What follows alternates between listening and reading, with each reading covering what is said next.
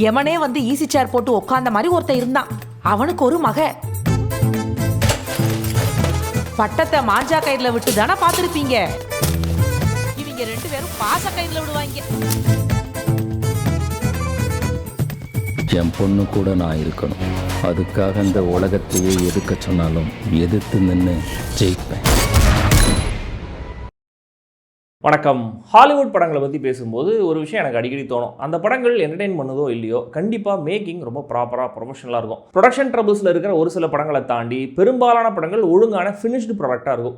அதே மாதிரி மலையாள சினிமாவை பொறுத்த வரைக்கும் படம் எப்படி இருந்தாலும் கண்டிப்பாக அதில் ஒரு லைஃப்பை நம்மளால் பார்க்க முடியும். பெர்ஃபார்மன்ஸஸ், செட்டப், கான்ஃப்ளிக்ட், கேரக்டர்ஸ்னு எல்லாத்துலேயுமே நேச்சுரலான ஒரு மீட்டரையும் மெயின்டைன் பண்ணியிருப்பாங்க. இந்த வாழை 2வும் அப்படி தான், அவ்வளவு லைஃபோடு இருந்துச்சு இந்த படம். படம் எப்படி இருந்தது அப்படிங்கிறத சொல்கிறேன்.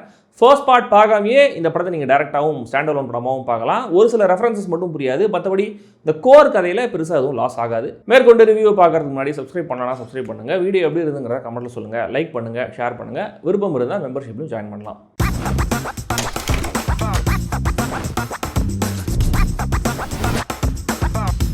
வாழை 2. ஹஷீர், ஆலன் 2 பேருமே பக்கத்து வீட்டில் இருக்காங்க. சின்ன வயசுலேருந்து 2 பேருமே க்ளோஸ் ஃப்ரெண்ட்ஸ்.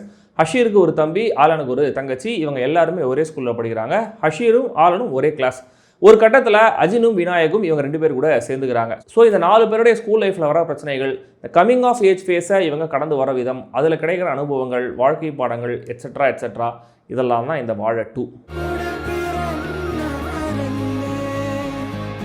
படம் ஆரம்பித்த கொஞ்ச நேரத்திலே ஹஷீர் கேரக்டர் தொட்டியில் மீன் வளர்க்குறத வச்சு ஒரு சீன் இருக்குது. இதுவே ஆக்சுவலி இந்த படத்துடைய லைஃப் என்னங்கிறத ஸ்ட்ராங்காக காட்டும். அவ்வளோ அழகான ஒரு சீன். பார்ட் 1 ப்ளூ பிரிண்ட் தான் இதுவும். ஆனால் இந்த வாட்டி இந்த ஃபாஸ்ட் கட்ஸை கொஞ்சம் கம்மி பண்ணிவிட்டு ஃபுல்லாக ஃபன் அண்ட் எனர்ஜின்னு அதில் அதிகமாக ஃபோக்கஸ் கொடுத்துருக்காங்க.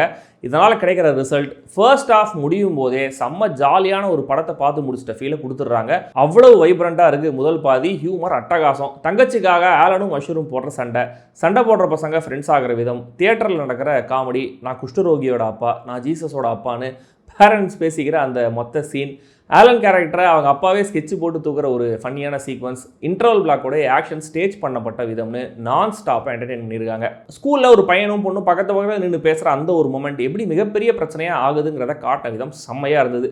டீனேஜில் பசங்க பொண்ணுங்கன்னு ஈக்குவலாக அவங்க பண்ணுற தப்பை காட்டினதும் நல்லா இருந்தது. அல்ஃபோன்ஸ் புத்திரனுடைய காஸ்டிங் செம்ம ஐடியா. இன்டர்வல் முடிஞ்சு அவர் வர 2 பெரிய சீன்ஸுமே ஹிலேரியஸாகவும் இருக்குது, தாட் ப்ரோவோக்கிங்காகவும் இருக்குது. பிரேம் ரெஃபரன்ஸ் ஆல்ரெடி நீங்கள் ட்ரெய்லரில் பார்த்துருப்பீங்க. படத்தோட பார்க்கும்போது இன்னும் கூட அந்த மொமெண்ட் நல்லா இருந்துச்சு. பசங்க ஏன் விளையாடுறதில்ல அப்படின்னு வர ஒரு சின்ன டைலாக் நிஜமாவே இந்த செருப்படி பதிவுத்தோட ரேஞ்சில் இருந்துச்சு. போஸ்ட் கேயாஸ், இந்த பசங்க உள்ளூரில் ஃபேஸ் பண்ணுற பிரச்சனைகள், எக்ஸாம் ரிசல்ட் சீன்னு இந்த ஃபன் கண்டினியூ ஆகுது. ஒன்ஸ் இவங்க 4 பேரும் ஆளுக்கு ஒரு திசைன்னு பிரியும் போது தான் டோட்டலாக ஒரு ஹெவி மெலோட்ராமா டெரிட்டரிக்குள்ளே இந்த வண்டியை கொண்டு போயிடுறாங்க ரைட்டர்ஸ் விபினும் இயக்குனர் சாவினும். அதுவும் இந்த மெலோட்ராமா வழக்கமாக மலையாள சினிமாவுக்கான மீட்டரை விட கொஞ்சம் லவுடாகவே இருந்துச்சு.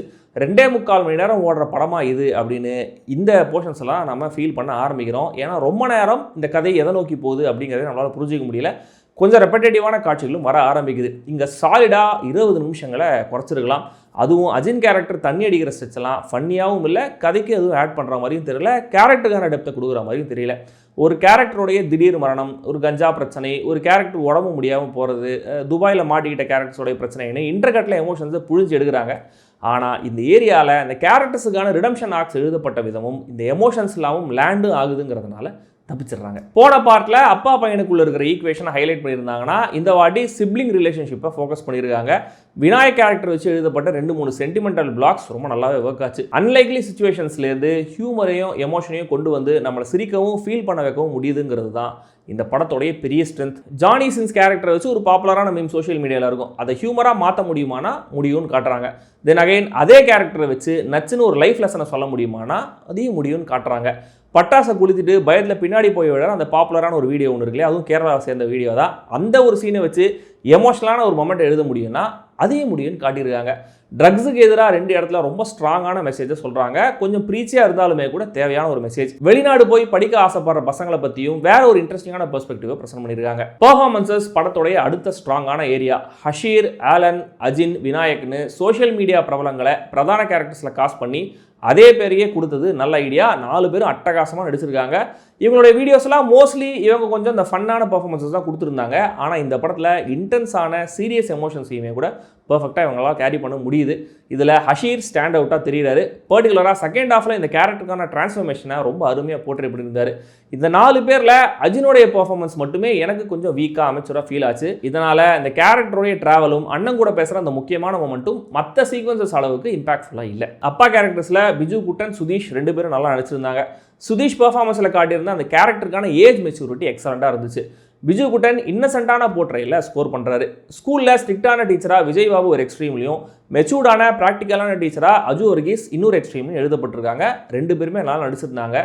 இதில் அஜு வர்கீஸ் கேரக்டருக்கான ஸ்க்ரீன் டைம் இன்னும் கூட கொஞ்சம் எக்ஸ்ட்ராவாக இருந்திருக்கலாம். நிறைய ஷார்ட்ஸ், கலர்ஃபுல்லான லைவான லொக்கேஷன்ஸ்னு ஃபர்ஸ்ட் ஆஃப், ஆர்ப்பாட்டம் இல்லாத தனிமை எம்பசஸ் பண்ணுற ஸ்டடி பிளாக்ஸ், ஸ்லோ மூமெண்ட், அந்த பேசேஜ் ஆஃப் டைமை ஃபீல் பண்ண வைக்கிற பேசிங்னு 2வது பாதி. இப்படி கேரக்டர்ஸோடைய வயசையும் அவங்க கோத்ரூ பண்ணுற எமோஷன்ஸையும் ரிஃப்ளெக்ட் பண்ணுற மாதிரி இருந்துச்சு சினிமாட்டோகிராஃபியும் எடிட்டிங்கும்.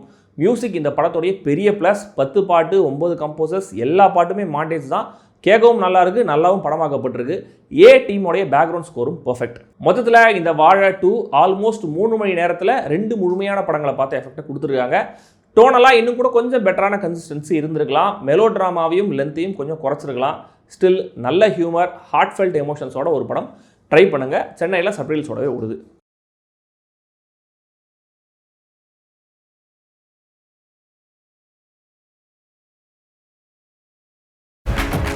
எனக்கு அவர் கூடவே இருக்கணும் போல இருக்கு. நீ எப்படிடி அவர் கூடயே இருக்க முடியும்?